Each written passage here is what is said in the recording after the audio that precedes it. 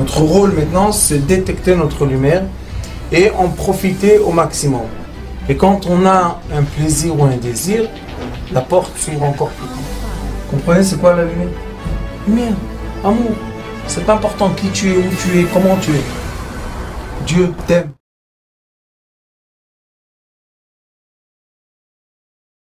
Nous sommes encore, Shabbat Shalom à tout le monde, nous sommes encore dans les 4 éléments et on a passé, Baruch Hashem, à l'élément de l'eau et on avait dit la semaine dernière que l'élément de l'eau, c'est l'attraction de l'être humain à, il a une attraction au désir, ta'anugim. C'est pas ta'ava, c'est ta'anug. Ça veut dire qu'il a l'attraction au plaisir. Sauf que, malheureusement, le plaisir arrive après qu'on ait le désir. Et le problème du désir, c'est que c'est quelque chose qui n'est pas mesuré. Et comme ce n'est pas mesuré, les gens font n'importe quoi pour vouloir atteindre un plaisir, mais en effet, ils restent seulement dans le désir. Même s'ils sont dans une certaine action, manger, intimité, argent, etc., etc., etc., ils sont dans le désir de la chose, mais ils n'arrivent pas à être dans le plaisir de la chose. Il y a un livre qu'on a traduit en français qui s'appelle Le secret de l'amour. C'est en français, on peut parler avec Gila ou bien avec Lionel.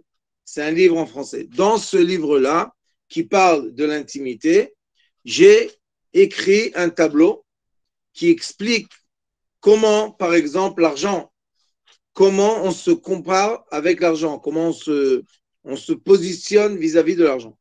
Et le positionnement vis-à-vis de l'argent commence par damim. Ça veut dire quoi, damim? L'argent s'appelle le sang. La personne qui est dans le degré de l'argent, qui est un désir, ou ça peut devenir un plaisir, mais au début, c'est un désir qui fait très mal. Pourquoi? Parce que malheureusement, on se compare avec l'argent. On a une comparaison. Si j'ai de l'argent, j'ai du sang, je suis vivant.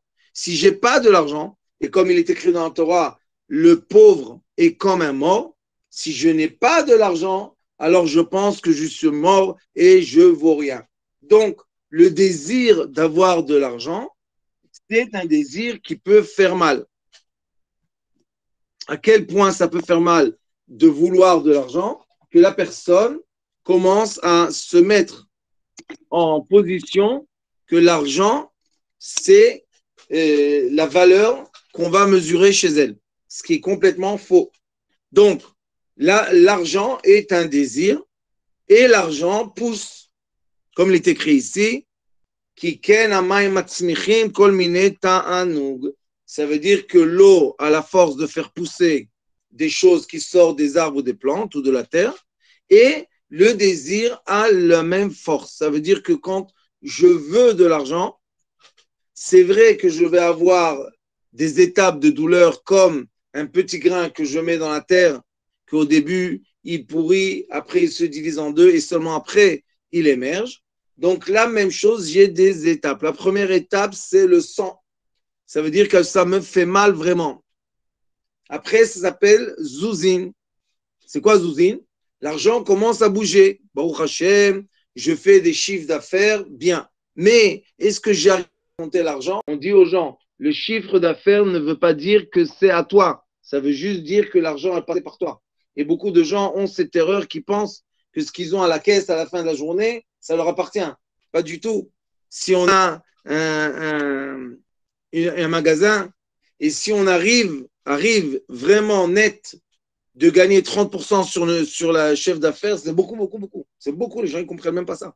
Alors, ils prennent l'argent de la caisse. Aujourd'hui, ça passe avec les cartes et ils font la fin de la journée. Ils regardent font Z, combien il y a eu? 50 000 euros. Ils se sont dit, ah, j'ai plein d'argent.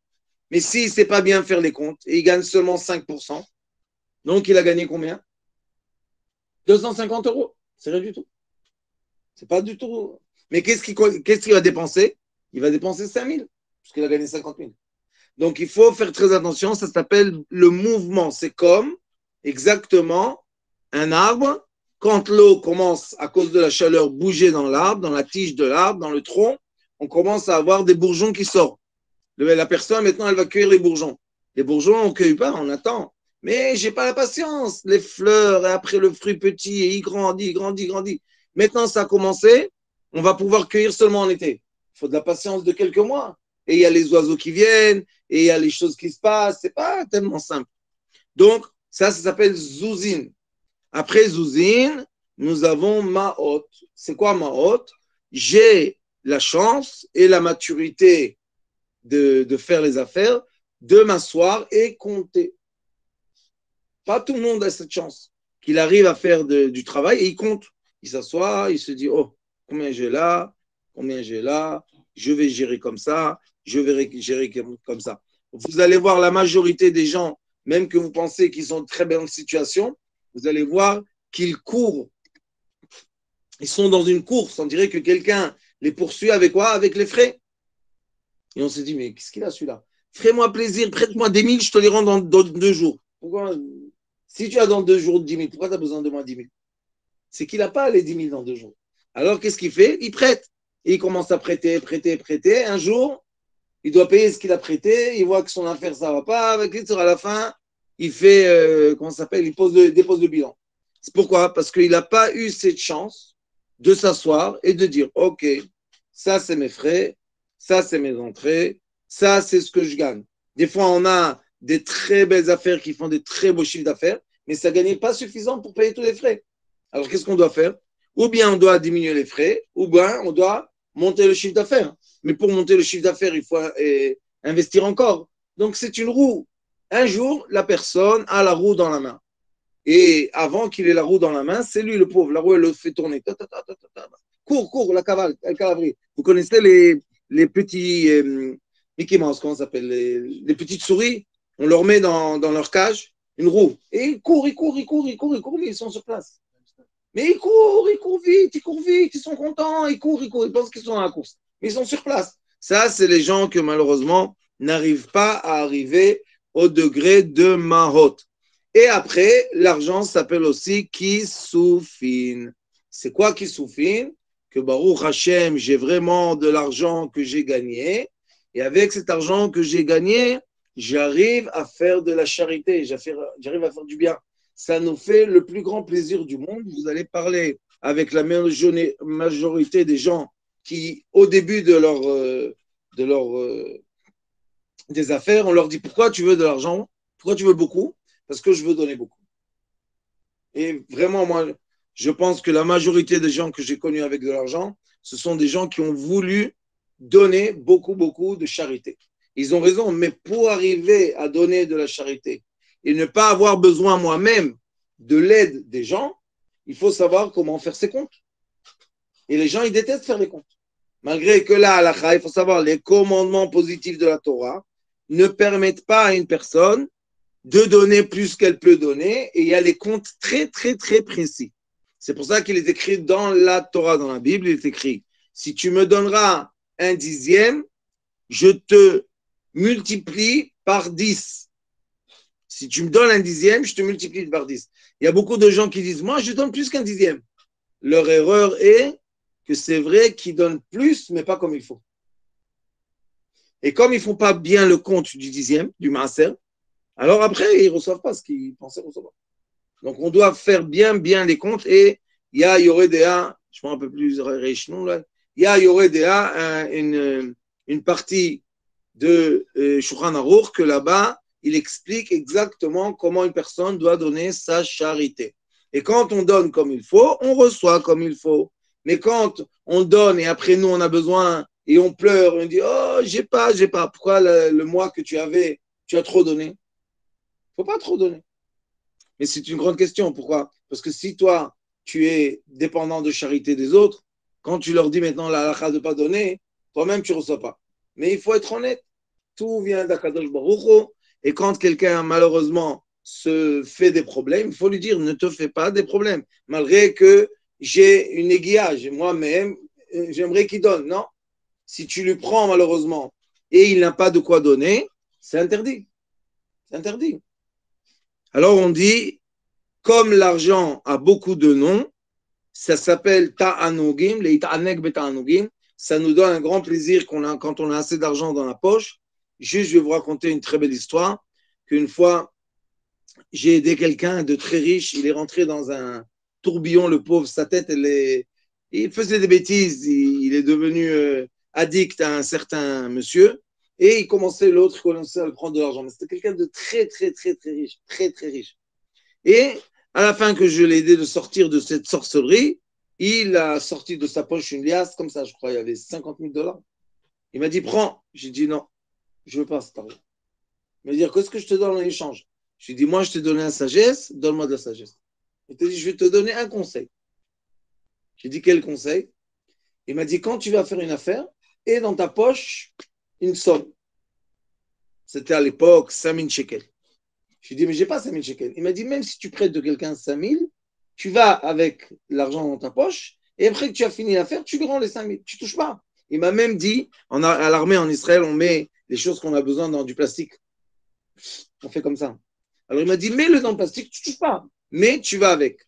Et je lui ai dit, qu'est-ce que ça va m'aider? Il m'a dit, tu verras. Et en vrai, même dans la Torah, c'est écrit. Pourquoi? Parce que ça augmente le sang, ça renforce le sang. Comme l'argent, c'est du sang. C'est comme si tu as pris maintenant une vitamine. C'est la même chose. Et bien, en vrai, j'ai fait ça et j'ai vu plusieurs fois, non seulement pour moi, mais aussi pour des autres, j'ai vu que vraiment, ça marche. Donc, c'est quoi ça? C'est le sang, c'est se renforcer.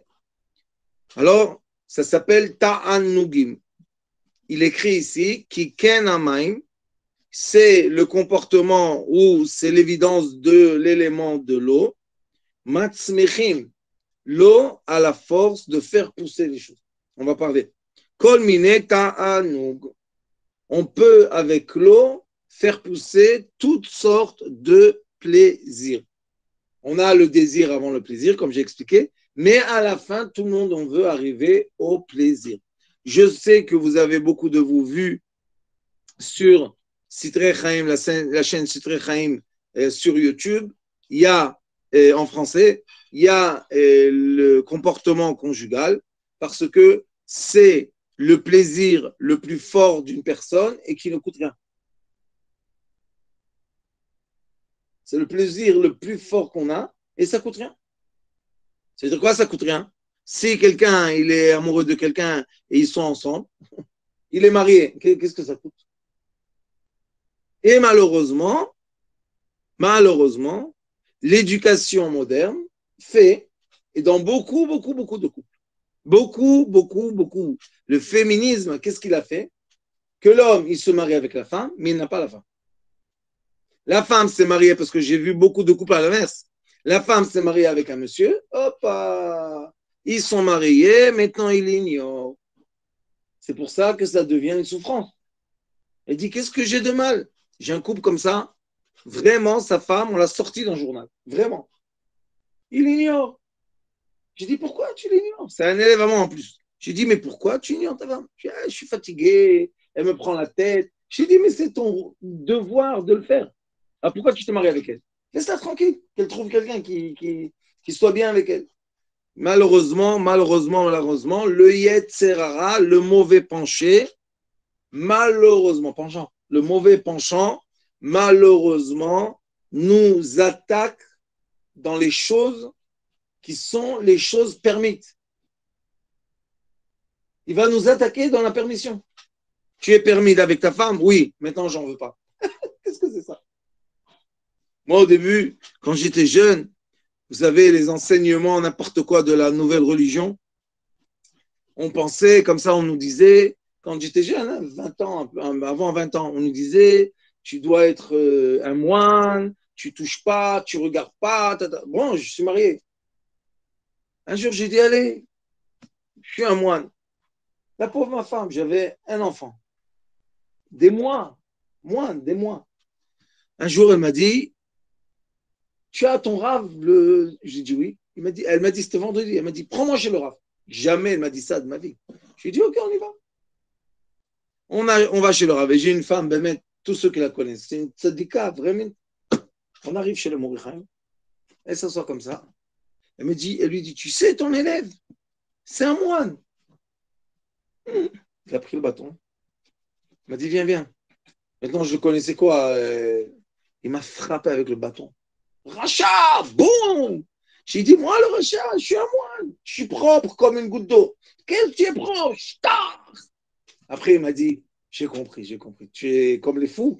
J'ai dit, oui, peut-être. Et lui, il m'a tout enseigné avec ma femme, de retourner à être des gens normaux. On s'est mariés, qu'est-ce qu'il y a? Maintenant, c'est permis. Avant que c'était interdit, on faisait des choses en cachette pour que c'est interdit. Maintenant, quand c'est permis, on devient des moines. C'est le Yetzer Hara, le roi des rois. Comme les gens font des régimes pour un mariage. Ils sont fait régime. Elle perd 40 kilos. Elle rentre dans la robe. Et après, elle se dit, j'ai fait le régime. Maintenant, on commence à manger. À quoi ça sert? C'est le Yetzer Hara, accordéon. Les Américains, ils adorent ça. Ils perdent 120 kilos. Hop, ils reprennent 130. Ils adorent. Mais ça, c'est le Yetzer Hara, le mauvais penchant. C'est pour ça qu'il faut savoir que l'élément de l'eau, qu'on veuille ou qu'on ne veuille pas, ça fait pousser, ça fait grandir, ça fait fermenter les choses. Qu'est-ce qui fermente? C'est quand on a de la vapeur pas de la vapeur, comment ça? Dans l'air. On a l'humidité. On a l'humidité dans l'air, ça fait fermenter. Si la chambre elle est sec, rien ne fermente. Donc l'eau a une force tout le temps de nous faire bouger en avant, de nous faire grandir en avant. Et l'être humain, 70% de l'eau. Donc notre physique, 70% du temps, cherche des plaisirs. Mais le pauvre, comme il n'a pas bien été éduqué, il pense que le plaisir doit passer à travers le désir. Et là, on commence à souffrir. Pourquoi on commence à souffrir? Parce que les gens essayent de prendre des choses qu'ils n'arrivent pas à obtenir de façon normale. Et on a dans le monde, malheureusement, dans ce nouveau monde de fous, on a beaucoup de gens qui font des choses pas bien aux autres. Ils volent de l'argent, ils volent le corps, ils volent l'esprit. Pourquoi on a besoin de ça? Celui qui vole beaucoup, disons, il a volé, je sais pas moi, 2 millions d'euros. Combien il peut utiliser? 2 millions. Qu'est-ce qu'il utilise à la fin? Rien, c'est n'importe quoi. Celui qui a volé le corps d'une femme, elle ne te veut pas. Qu'est-ce que tu as volé? Il y a en Israël, vous savez, la drogue du viol. C'est connu. Ils vont en boîte, ils lui donnent à boire un verre, ça y est, il peut faire ce qu'il veut avec. Mais après qu'il a fini, elle se réveille. Elle se dit, il m'a violé. Donc elle ne veut pas être avec lui. Alors quoi ça? Ça, c'est le désir. Le plaisir, c'est transformer mon désir en quelque chose qui est bien pour moi, pas quelque chose qui est mauvais pour moi. Et l'eau, je vous ai dit encore une fois, quand elle est dans la terre, vous savez qu'il y a beaucoup de vers, il y a beaucoup de petits moustiques, tout ça, ça sort de l'eau. Mais toutes ces choses-là, un jour, ils font du bien pour la terre. Ils font du bien pour les plantes.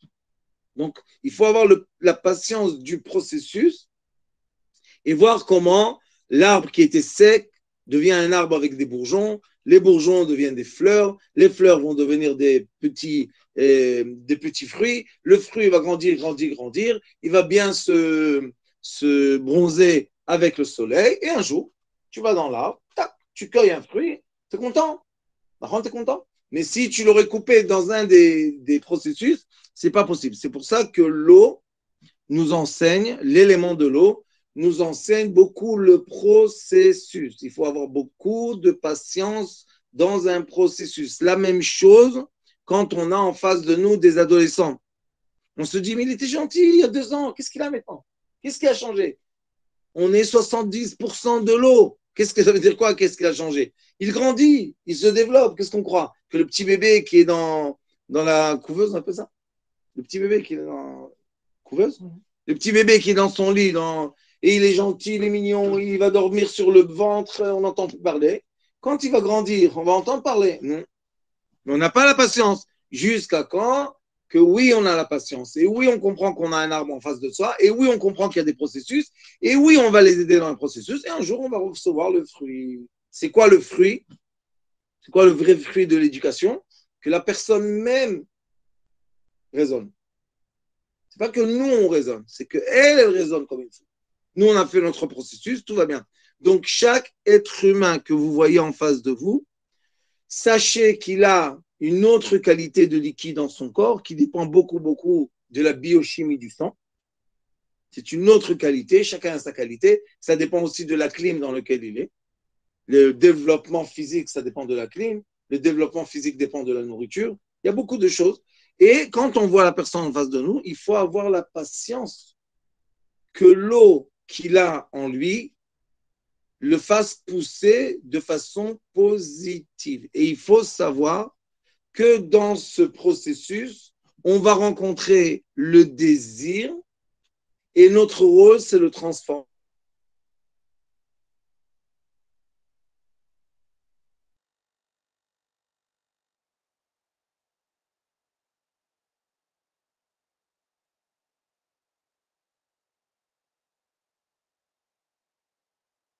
en plaisir. Il envoie chez moi, je regarde l'enfant, je dis qu'est-ce qu'il est ivre, celui-là, il n'est pas du tout ivre. Il me dit oui, il est ivre. J'ai dit à l'enfant, il avait 15 ans, j'ai dit tu aimes boire? Il me dit ouais, j'adore la bière. Quel problème avec la bière? Il me dit non, dans les shivas, si tu bois de la bière, c'est le pire des pires. Je dis ah bon? Et comment tu bois la bière? Il m'a dit je vais au magasin, en Bnei Brak et à Jérusalem, tout est dans les sachets noirs. Comme ça, personne ne voit ce que tu as dans ton truc. Ils sont tous. Et je vais là-bas, j'achète une bière ou deux et je me cache dans les petites chambres de poubelle et je bois la bière à travers le sachet noir. Je dis, ah, maintenant j'ai tout compris. Ça, c'est son désir. Mais il n'a aucun plaisir. Quelle odeur il y a dans les chambres de poubelle? On boit de la bière avec cette odeur-là. Qu'est-ce que c'est? N'importe quoi. Alors je lui ai dit, tu sais quoi? J'avais mon gendre avec moi, le grand tzaddik, le Rav Tauber. J'ai dit, Rav Tauber, va acheter des bières. Il me dit, Rav, quelle bière tu veux? Alors j'ai dit au petit, j'ai dit, quelle bière tu aimes boire? Il me dit, Heineken, c'est possible, Heineken. J'ai dit, pas de problème. Combien tu veux d'Heineken? J'ai dit, tu vois, dehors de ma maison, il y avait comme une petite choule. J'ai dit, tu vois, il y a le frigidaire là-bas. Dans le frigidaire, tu auras toujours de la bière. Il dit, c'est sérieux? J'ai dit, oui. Il dit, que ça veut dire quoi? Je lui ai dit, ça veut dire que quand tu veux boire de la bière, tu viens ici, tu t'assois comme un être humain normal. Ça n'a rien de mal de vouloir boire une bière. Tu verses dans un beau verre en glace et tu bois ta bière et tu es content. Qu'est-ce qu'il y a? Il y a une interdiction dans la Torah de boire de la bière. N'importe quoi.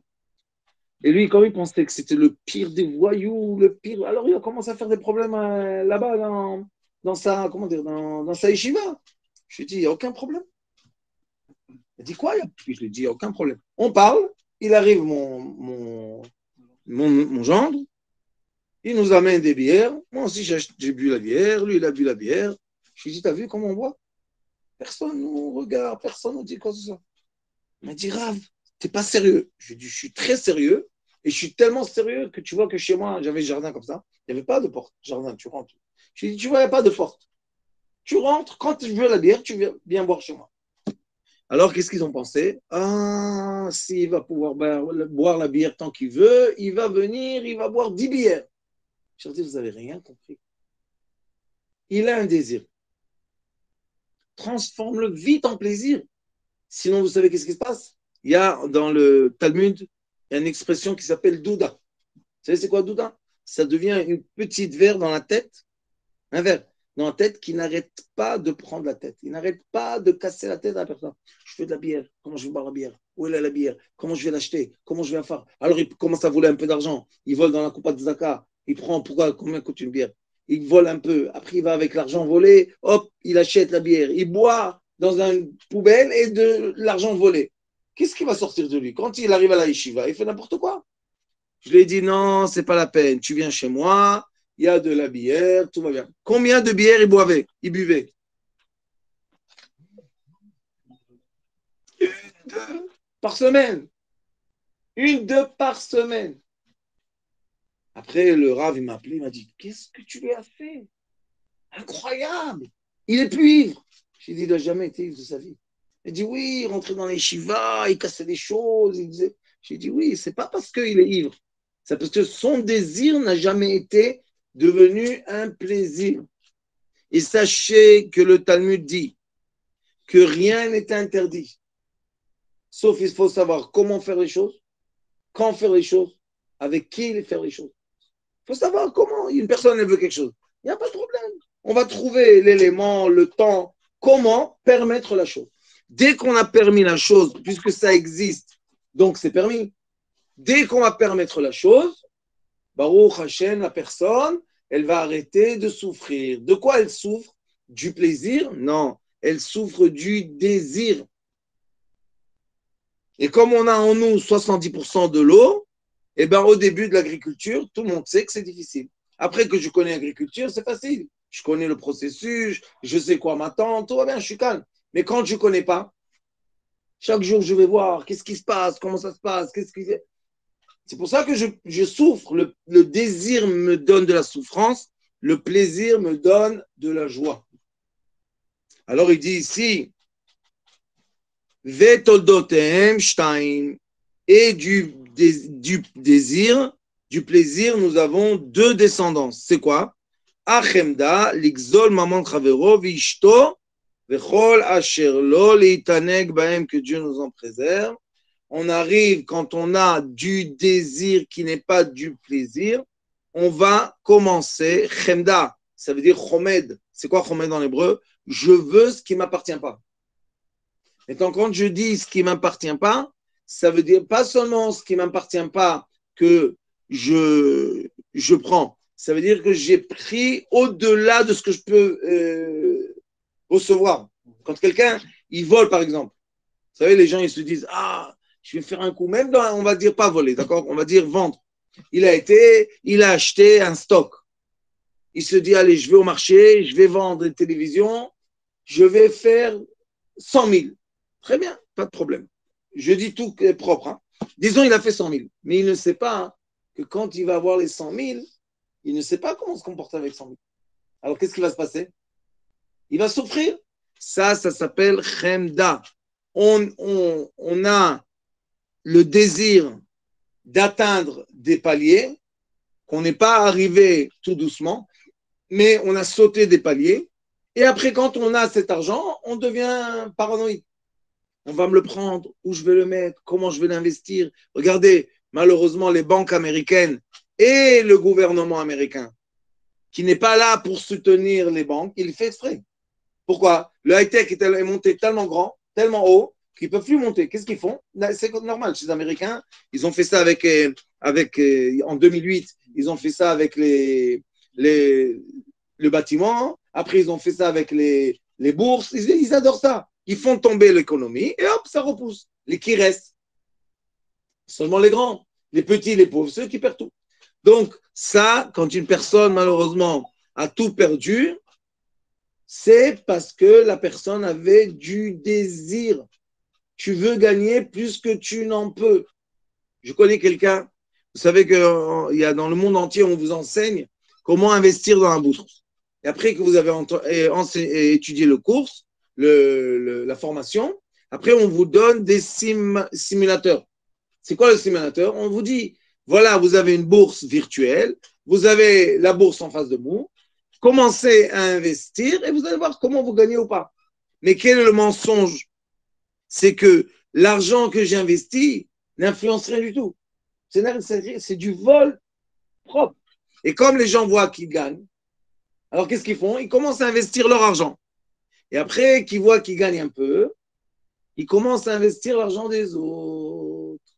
Et là, malheureusement, les gens ont peur et qu'ils ont tellement peur des sommes qu'ils investissent qu'ils ne dorment plus la nuit, ils deviennent malades, ils deviennent complètement...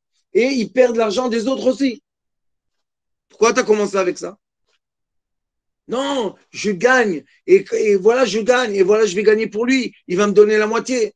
Qu'est-ce que c'est ça? Vous savez que quand on a de l'argent, pour garder la valeur de l'argent, c'est très compliqué. Garder la valeur de l'argent. Si on a un terrain, on fait pousser dans le terrain le manger. C'est tout, on mange. Il n'y a pas de problème. Mais si on a de l'argent à la banque, on a peur. Regardez maintenant les 3 banques qui font faillite.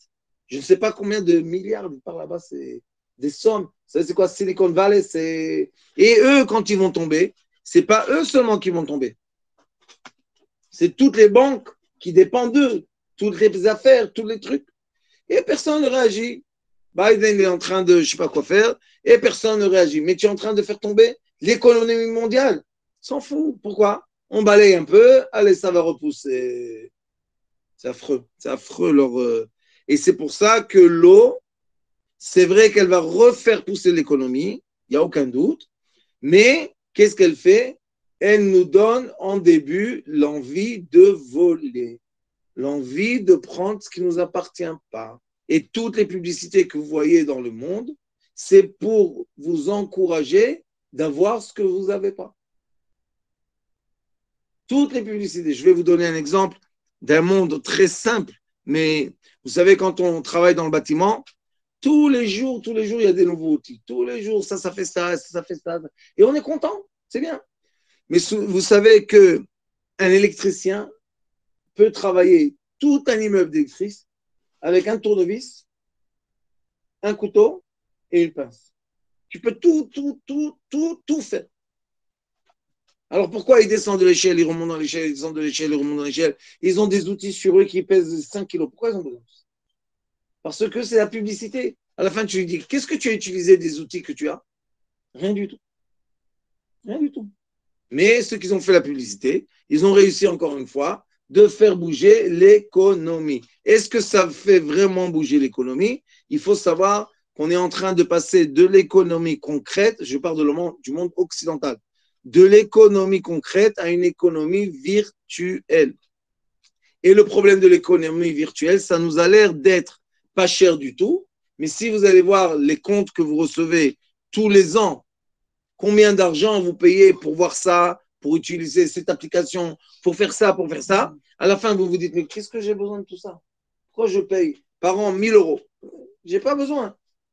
C'est comme ça, c'est la vie. Donc, c'est une économie virtuelle qui est basée sur quoi? Sur l'élément naturel de l'être humain, de vouloir tout le temps acheter, tout le temps progresser, comme un arbre. Tout le temps, il veut grandir, il veut pousser, mais ça a des cycles. Il y a les 4 saisons de l'année, et d'après ça, ça bouge. Même le tronc d'un arbre, vous voyez, c'est des cycles.